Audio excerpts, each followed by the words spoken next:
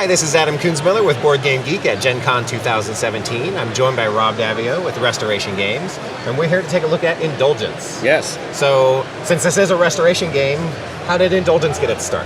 Indulgence started as a sort of public domain game in the 1920s, which became a game called Coup d'etat in the 1960s, and then Dragon Master in the 1980s. And I played it as a kid because I was really into D&D, and so it had a dragon in the name, so I was in. And so this is a trick-taking game.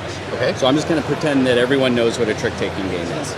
So you have your cards, and the cards range from 1 to 9 in 4 different suits. Okay. Very loosely themed on Italian Renaissance family. It's really a trick-taking game with some pretty stuff. It's not a deeply heavy themed game. But you're all vying for power. Okay. So the object of the game is to have the most money at the end. These are 1s and these are 5s. The color doesn't matter. And if you buy this game, you'll just get a random assortment. And we'll get to the awesome ring in a minute.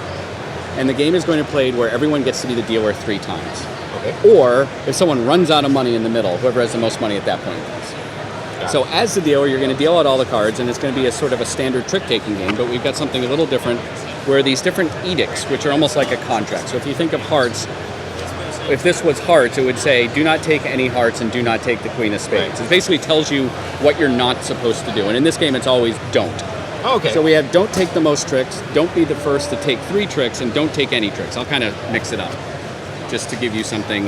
And how many of these are in play at once, typically? 3. There's always 3. There's always, don't take any 6s. Okay. So don't take any 6s, don't be the first to take 3, and I will look at my hand as the dealer and go, I'm not really going to take many tricks. So I'm going to say, okay, we're going to play don't be the first to take 3 tricks, because I'm thinking it's not me. And basically the first person to do it will pay me 6 from their stash. So everybody starts with a stash. Everyone starts with a stash. All the money is out at the beginning, divided evenly, and it just changes hands. So now we'll go around the table, and everyone will be like, oh, I'm not going to take the first trick. And then it might go all around, and everyone agrees with my edict, and we just play it as normal. But let's say you have a hand that's full of high numbers. You think, oh, I'm going to take this. I'm definitely taking it. I'm taking this. So you basically say, I'm going to sin. Okay. I challenge your edict, and I'm going to deliberately shoot the moon. And you say, sense. I will be the first to play 3 tricks. Now it's no longer about me being the dealer, it's about you being the sort of the rebel. So yeah, now this is no longer in play, so people can take the first 3 tricks without suffering. Well, but this is in play. Yeah, right? basically by you saying you're going to take the first 3 tricks, it's now all on you. If you do it, every other player will pay you 4 for successfully sort of doing what used to be a coup d'etat in the original game. Right. But if you fail, you would pay me the 6 that you would have paid anyway, so it may not even be a big risk to take a try on this. It's invariably going to happen anyways. And when you decide to become the sinner, you get this cool indulgence.